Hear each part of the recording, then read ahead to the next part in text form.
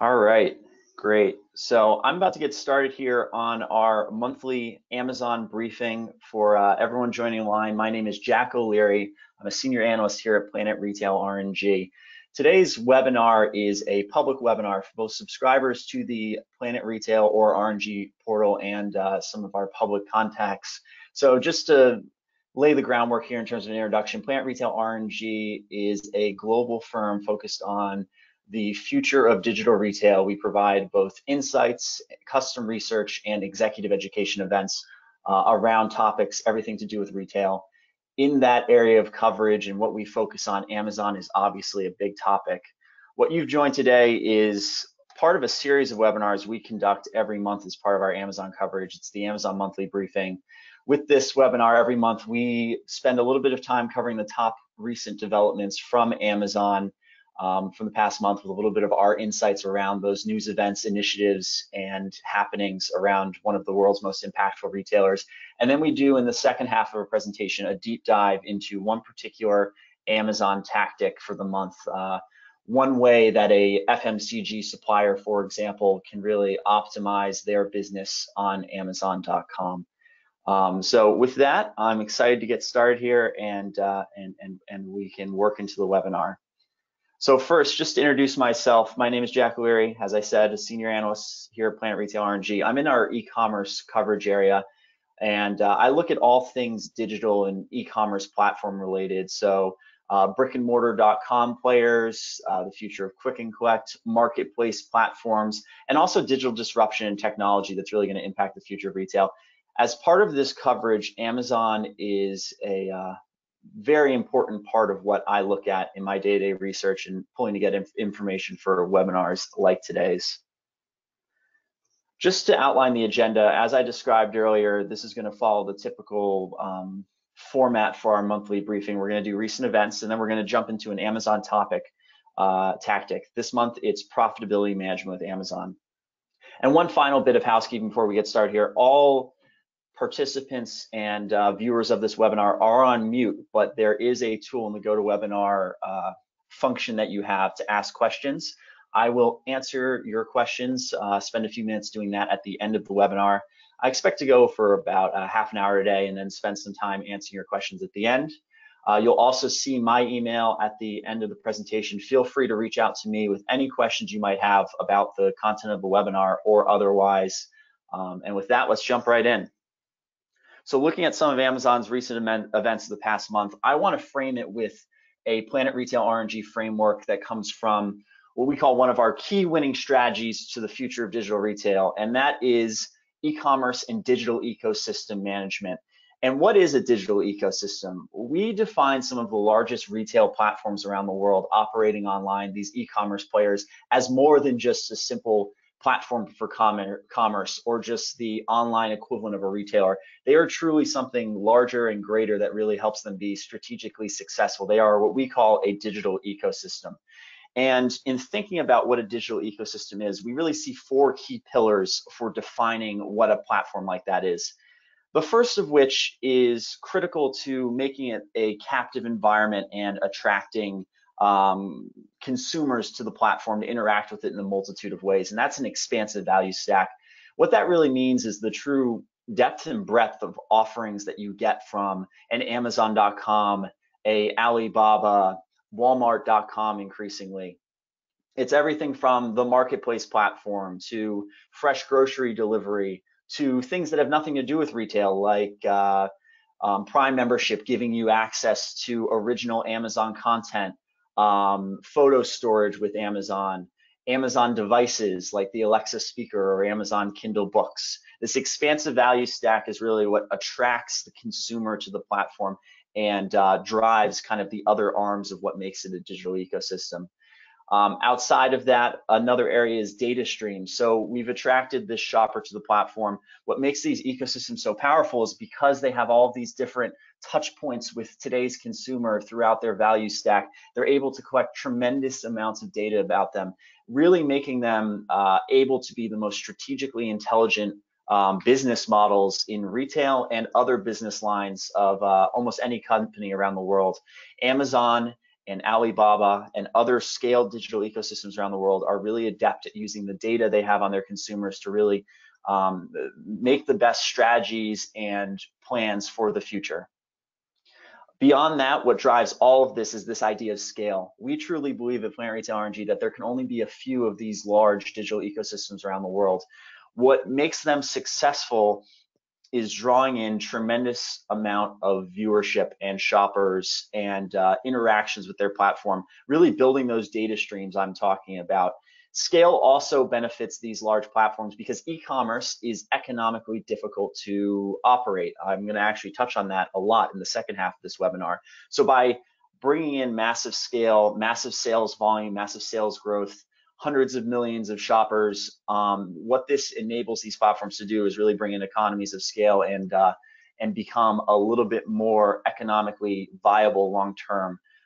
For these reasons, and because the tremendous amount of viewership they get, they force out other competition, they acquire, they partner, and it makes it so that in the online environment for these large scale marketplaces, there's only going to be a few that really reach the critical scale needed to operate long term. Finally, all these elements allow these platforms to invest heavily in technology and innovation. Amazon is one of the top spenders on research and development of any public company in the entire world. This allows them to develop the next future business lines that are really going to be the tens of billions of dollar revenue businesses for them long term in retail practices and otherwise, and really sets them up to be the most innovative retailers of the future. Without this high degree of technology and innovation really baked into their culture and ecosystem, you wouldn't see things like Amazon moving into cloud computing or launching an advertising arm or developing Alexa smart speakers. So these platforms are truly more than what you think of in a traditional retailer. They are large-scale technology companies that use retail to really attract today's consumer. So now that we've kind of established that baseline, I really am going to use it to kind of frame out some of the recent developments and events we've seen from Amazon for the past month. So first, probably one of the biggest things to note was in late July, Amazon reported their Q2 2018 results. A lot of this is very much in line with our expectations. Amazon, again, has stellar increases in their net sales. 39% is actually an acceleration of what we've been seeing in quarters, through 2017, for example. In North America alone, they saw a 44% increase in net sales. On international, they saw 27%. This is very much kind of status quo for Amazon, just robust top line sales growth. It's really impressive that they do it off of the massive base of sales dollars that they already have moving through their system. What I think is more interesting for us thinking about Amazon strategically as a retail partner is looking at some of the details of their business model. This has been their 13th straight profitable quarter. They had operating income of $3 billion. And in hearkening back to that digital ecosystem slide I showed you earlier, by now having a more mature business that is actually reporting quarterly profit, it allows them to plow more dollars back into that technology and innovation arm of their digital ecosystem and really develop what shopper-centric programs are really going to be shaping the future of retail. And finally, what is always interesting for me on every quarterly earnings announcement is what's happening with the 3P marketplace. Amazon hosts countless listings from independent 3P sellers, just basically acting as a connecting platform between buyers and sellers. And in the past year, we've seen the Amazon total retail marketplace become more than 50% 3P seller driven. There was an increase this quarter, total units moving through the Amazon marketplace platform. It reached 53% 3P. So it's just an indicator to us that Amazon is going to increasingly enhance the 3P nature of their platform. It's beneficial to them in a variety of aspects. It drives deep assortment. It brings shoppers to the platform. And so Amazon is only going to continue to accelerate this number long term because it's viable and it helps the health of the total business. And also in kind of that idea of 3P, for suppliers, there's increasingly been a trend of thinking about, I've got this 1P supplier relationship with Amazon. I operate through Vendor Central, which is probably to a degree a little bit more self-service than I would like. More and more suppliers are, for a variety of reasons, considering the idea of becoming a 3P seller as well, operating what we call a hybrid model where they have their 1P supplier relationship with Amazon, where Amazon is negotiating with them quarter over quarter, year over year, forecasting inventory needs, purchasing the items, storing them in their warehouses, really acting as a traditional retailer just in an e-commerce environment. But there's difficulties in that relationship. There's issues with Amazon under forecasting the number of orders in a big, heavy season, and the items going out of stock, and the brand not realizing the total sales throughput that they really should have. There's issues like the 3P environment eroding price levels. There's a number of issues that are pushing some suppliers to consider moving to 3P so they can have greater control of their listings on Amazon.com. Amazon, it has been rumored, is merging the marketing tools, AMS, Amazon Marketing Services, and AMG, Amazon Media Group, that are accessed by both 3P sellers and 1P vendors. Traditionally in the past, that was accessed separately for these two entities, but in kind of a testament to the idea that increasingly more suppliers are considering the 3P marketplace aspect of Amazon. Amazon is making that easier by merging the tools on the back end for them to enhance the platform. So I think it's a testament to this as a strategy being something that's viable long term. We've also heard news out of Amazon that internally, organizationally, the 1P buying organization and the 3P marketplace management are increasingly merging on a category basis at Amazon as well. So I think the future of selling on Amazon is going to be a wide spectrum based on what category you're in, the nature of your items, the nature of the 3P environment, of suppliers selling as 1P for some items, 3P for others. Some suppliers out there are going to be entirely 3P. The future is going to be very dynamic with a wide range of selling models as individual brands really try to figure out how to operate on Amazon the best way. Moving over into kind of the technology and innovation aspect of Amazon, I've talked a little bit about Alexa, the future of commerce, the future of voice. Everyone has seen the statistics out there coming out from the likes of Google that voice-based search is going to take over digital interactions, actually becoming the majority and taking over from text-based search long-term, sometime in the 2020s. But there is a little bit of information that emerged. A study and some inside information uncovered by a publication known as The Information indicated that the amount of commerce moving through these platforms is pretty minimal. Only about 2% of Alexa device owners have made a purchase in 2018. Of those purchases, 90% of these owners didn't try again. And really, the engagement that we're seeing with the Alexa platform, the voice platform, tends to be, more broad and focused on things like the weather or the temperature or setting alarms. Really, the top commerce-related questions are things like, what are my deals? Where is my order? So this is just an indicator that in terms of being a direct sales channel, yes, Alexa is still too immature. The interactions there are somewhat clunky. It's not the way today's shopper wants to shop, but I think Amazon's going to continue to work on that going forward. But this is not to say that brands should neglect voice, should neglect Alexa long term. We really do truly believe that voice is going to be an increasing shopper digital interaction. And so brands need to think about it more as a marketing influencer of the future than necessarily a sales channel. What ways can brands have a skill that is educational for the shopper? What ways can brands, put themselves in the shopper's mind as being really future focused and associated with their future voice interactions? How is this going to be a marketing vehicle? So we think that brands should be investing today in really trying to understand voice, despite these types of statistics that show there isn't a great direct correlation to actual voice ordering today. Also, kind of in that same bucket of thinking about voice, some statistics emerged based on a study that the market for smart speakers is actually democratizing somewhat, and Google is actually gaining some headway. In 2018, according to this study, Google actually outsold Amazon in total smart speakers, 5.4 million to 4.1 million. The overall global smart speaker market expanded by 187%. In China, a few of the large technology companies, Alibaba being one of them, sold in the millions of speakers themselves. These two companies here, Alibaba and Xiaomi, occupy 90% of the Chinese smart speaker market. So this is, I guess, after we discussed on the previous slide that, voice isn't necessarily completely affecting commerce today, it is going to be very present in the future consumer's life. And I think these smart speaker sales statistics are a testament to that. Moving beyond, I guess, the technology innovation centered developments from Amazon, I wanted to look at some of the store-based retailing developments from Amazon of the past month. And there's been a few of them actually. The first is, in many people's eyes, maybe a small bit of news. Amazon is expanding its Go format, which was pretty slow in opening to the general public, the first one, to a second store in Seattle.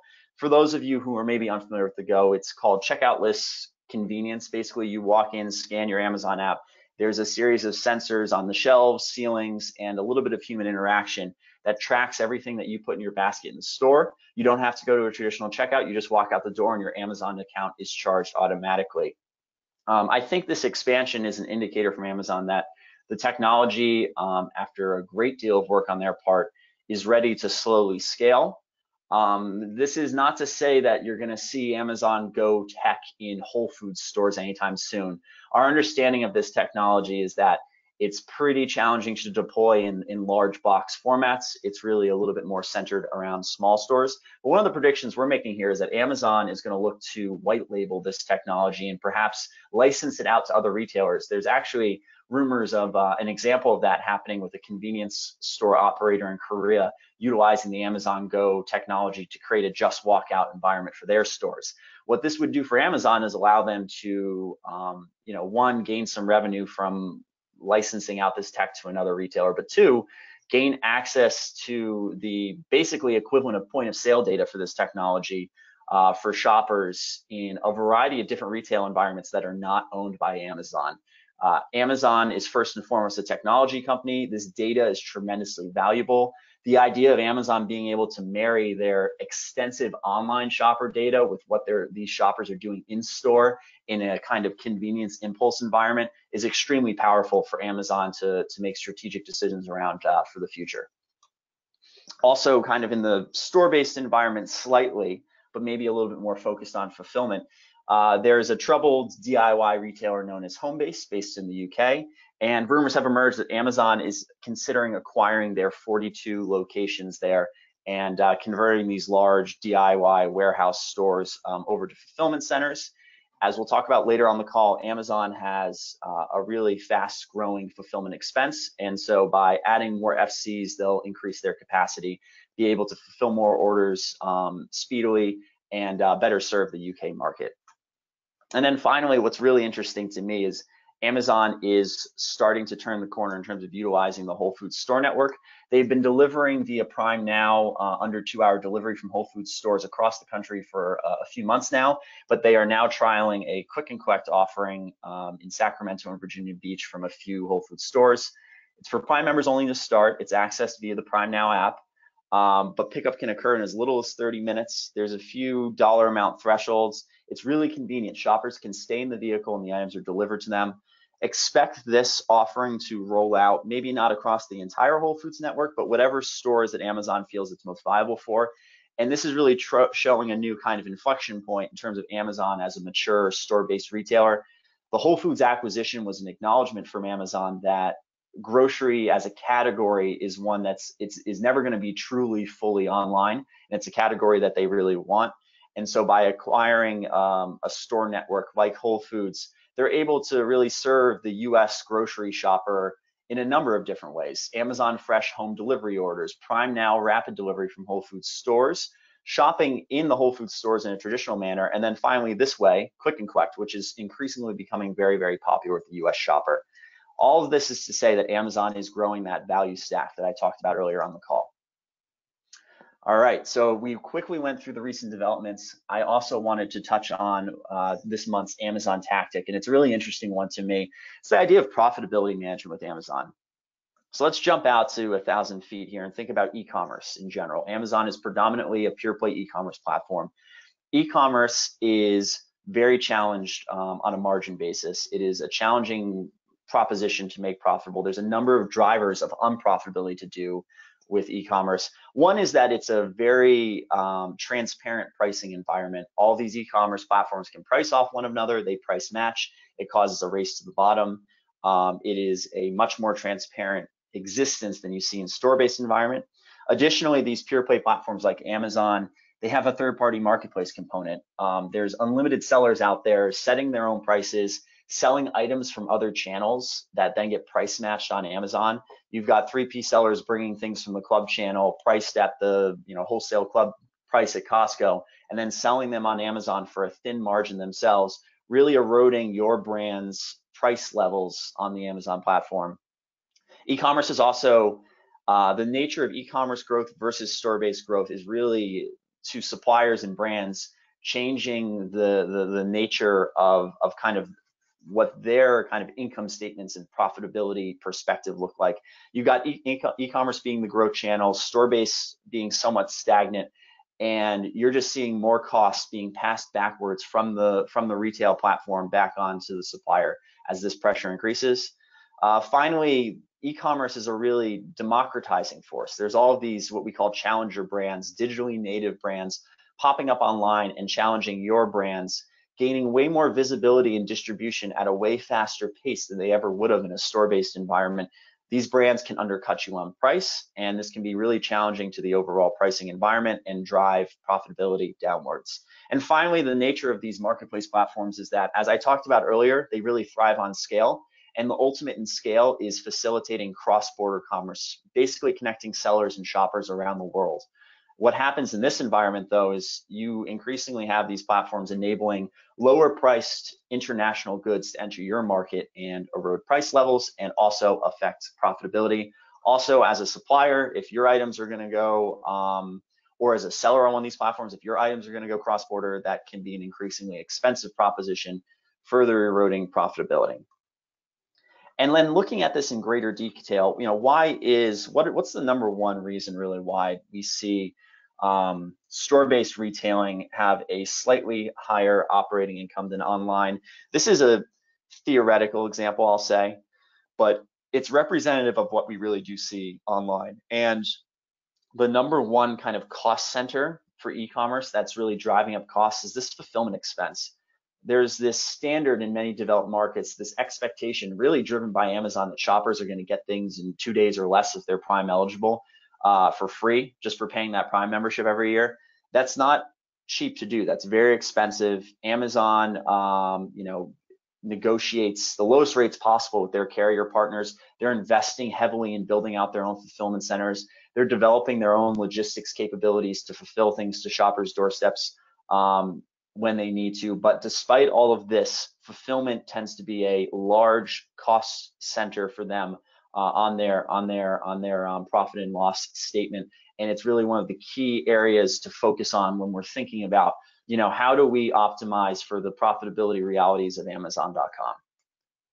And it's also an interesting perspective to look at this. Amazon is probably one of the most adept and future-focused and leading-edge e-commerce companies in the world.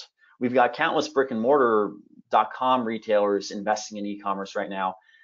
Looking at Amazon's fulfillment expense as a percentage of sales, it's ballooning quarter over quarter. So if Amazon can't figure out how to control this cost center, it means the same thing for all of your customers across, the e-commerce environment. The shipping costs, the labor, the technology, the warehousing, the investment levels required. Fulfillment is a highly expensive cost center for Amazon, and that pressure is forced back across the entire retail value chain onto suppliers and brands also involved. And getting down to kind of the nitty-gritty details, one of the issues with fulfillment is Amazon is reflecting kind of their costs back on to suppliers and sellers. Right here, I just thought it would be interesting to throw the FBA fulfillment fee schedule on here. So basically, this is what Amazon charges 3P sellers utilizing their Fulfillment by Amazon program. For those of you on the line who maybe are not familiar with FBA, it's basically a program Amazon offers 3P sellers where for a cost, sellers can send their inventory to sit in Amazon warehouses, and then Amazon will handle the warehousing and fulfillment to shoppers' doorsteps. The items then gain a Prime designation, so under 2-day delivery, and that really helps the sales volume these sellers see on their listings. So it's really lucrative to to Amazon because they get to charge the sellers for these items sitting in their warehouses. It's helpful to sellers because it establishes greater volume. But there's this dimensional weight pricing system that's utilized here that is a different reality than any manufacturer really is used to dealing with in a store-based environment. So depending on the individual category, you see this complicated pricing schedule based on how bulky an item is or how heavy it is. This is basically how fulfillment models price. It's one of the key kind of inputs to the profitability of selling and shipping an item, and it's something that Amazon here is passing on to its sellers, but internally at Amazon with their 1P suppliers is constantly thinking about. And it goes down even deeper. And Amazon is a unique environment compared to the store-based environment because it assesses items on its platform, and its relationships with its suppliers, not in aggregate. They don't assess the profitability of an individual supplier in total. They look down to the individual product listings. It's called unit level profitability. And basically, if they cannot realize a profit on an individual item based on the current pricing level that's established based on the Amazon pricing algorithm, the item will become what is known colloquially in the industry as crap, can't realize any profit, and Amazon will eventually delist these items. But before crap occurs, there is actually kind of a downward spiral, so to speak, in terms of how items are classified. This downward spiral also directly correlates with the amount of sales volume you can see on an item. So items up at kind of the top right here really do sell best because they're most attractive to shoppers. They also are fulfilled with the most expensive fulfillment method for Amazon. So Prime eligible one-day delivery is really the pinnacle. Shoppers love that. It will boost sales volume. Prime is also really, really important for items to sell well.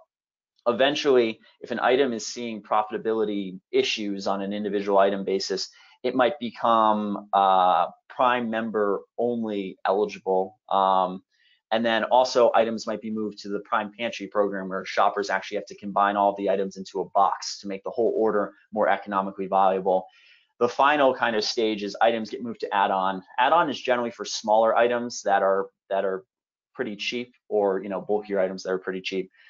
Basically, add-on items need to either be combined with a lot of other add-on items to reach a minimum order threshold, or they need to be added on just to a bigger basket to even be sold to the shopper. The shopper can put it in their basket, but it will not be shipped to them unless they meet certain order requirements. Add-on is probably the last stage in terms of the profitability of an item before it moves to crap and perhaps gets delisted.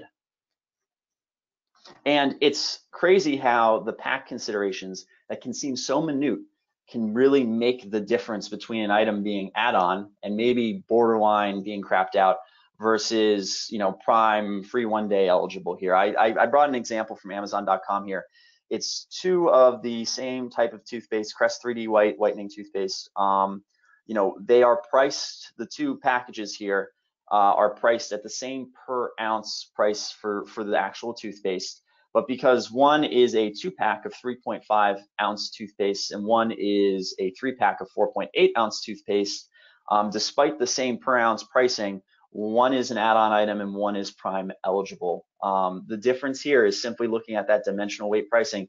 Amazon can realize a profit on the right example, and the left is a little bit more economically challenged. So, how do we solve this? So one of the easiest solutions, or one of the first solutions everyone looks for, is for some of these bulky or light or cheap items, probably a combination of all three.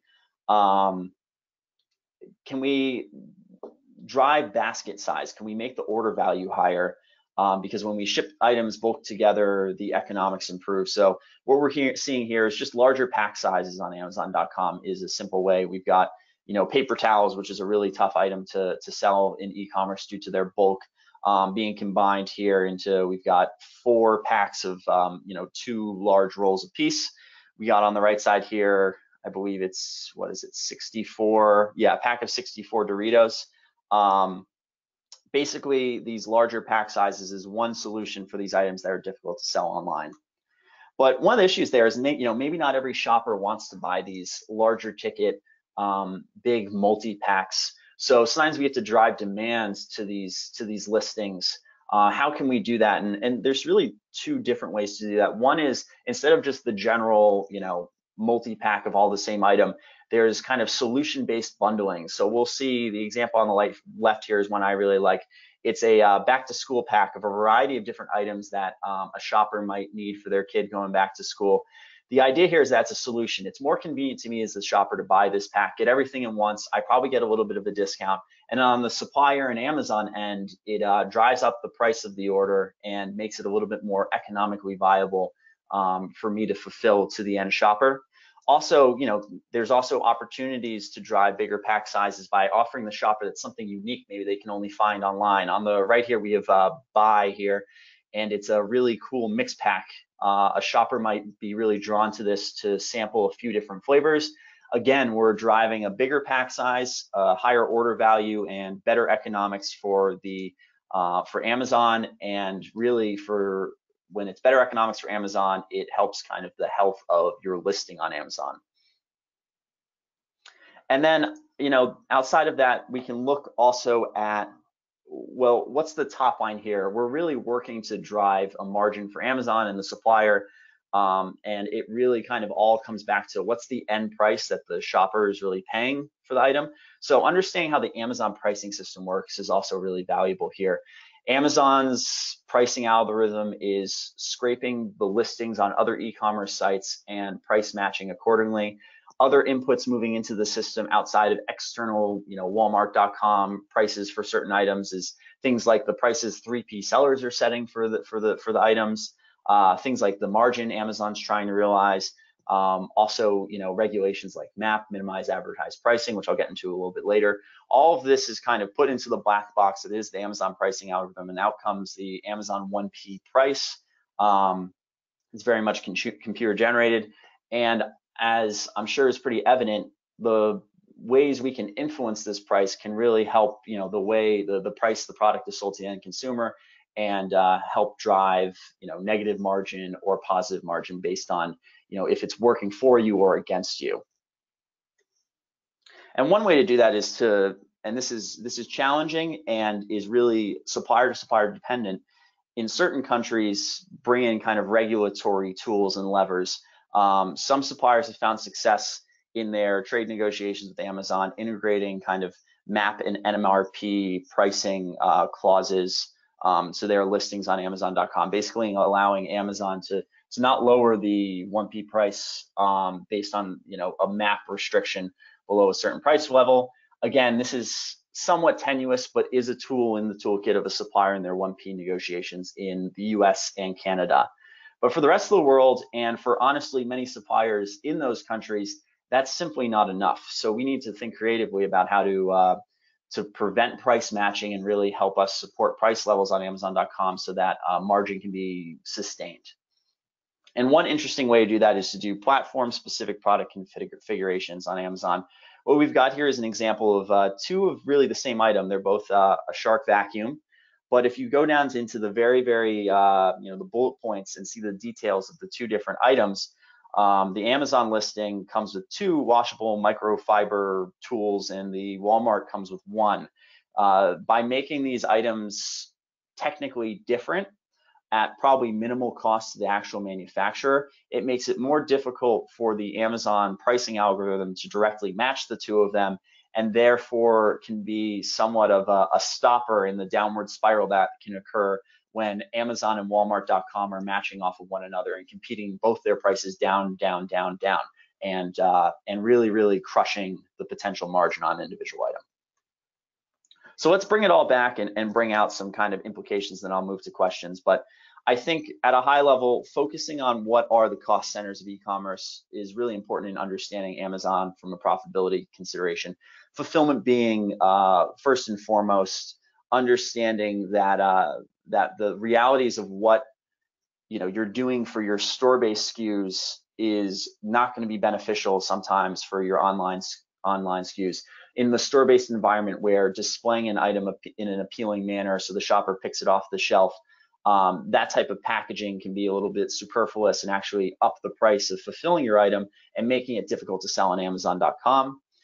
Some techniques to really kind of help add to order value and make the economics of online work a little better with those realities of fulfillment expenses is employing bundling solutions, mix packs, multi-packs where you combine a lot of items together for a higher pricing value, considering some of the regulatory tools available to you like MAP and MRP pricing policies, and then finally getting creative with the items you're selling through these platforms. So, interesting product configurations, customer exclusive items, all of these can be employed to really try and prevent price matching and try and prevent that downward spiral in terms of creating a really price depressive environment and really trying to maintain that margin, because Amazon is evaluating your listings on a unit economic basis, and to stay online on Amazon, you need to stay profitable there. So as much as price levels can be maintained, the more beneficial it will be to your business's Amazon health. So we covered a lot of topics there, but with that, I wanted to display my email address and turn it over to questions from the audience. So let me see here.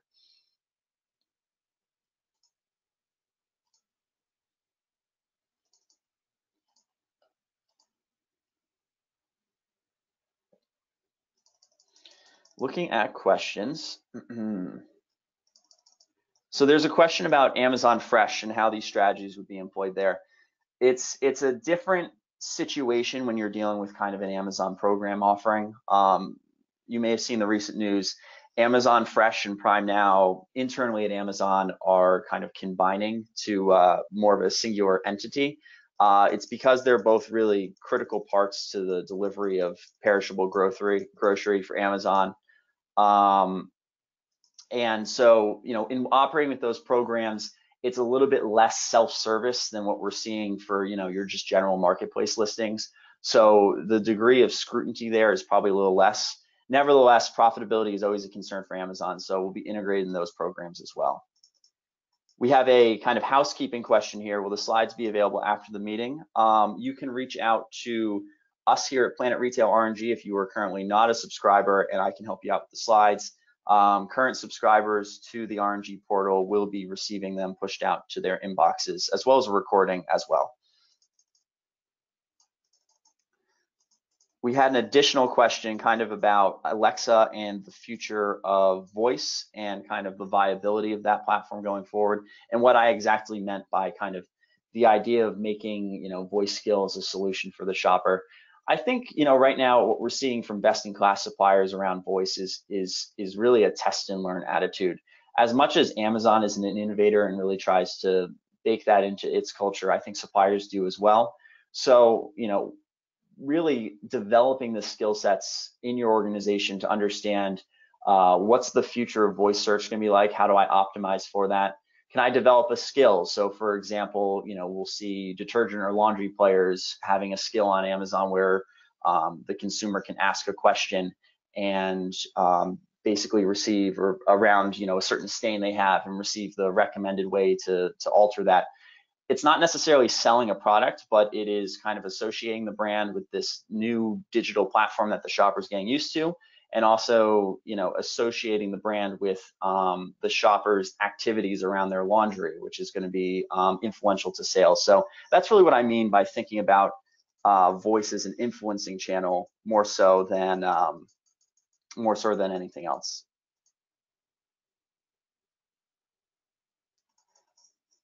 Are you able to talk a little bit more on how to avoid being add-on? Well, frankly, the add-on system and the thresholds that are established there, it's pretty much a kind of a minimum dollar amount threshold items have to be over to avoid being add-on. So realistically, I think for most items that individually are going to sell below the kind of minimum price that Amazon's setting, they just need to be combined into multi-packs. If that doesn't suit the item, if it's not kind of a high consumption item, perhaps into a bundle is a technique we've seen. Otherwise, Amazon is increasingly really focused on driving profit through its marketplace, even though it's going to be a very kind of thin profit and low margins. So they're just going to increasingly pressure suppliers, and one of the ways they're going to do that is by moving more items to add-on. All right, so with that, I think we've run up against time. I'm gonna look through the questions. If there's any I have not answered, I'll reach out individually. Again, if you have any questions about the webinar you've just seen, Amazon in general, or Planet Retail RNG, please feel free to reach out to me. I'd be happy to respond. But thanks again for joining, and I hope you do tune in next month when we go through this all again for the September Amazon monthly briefing. Thank you.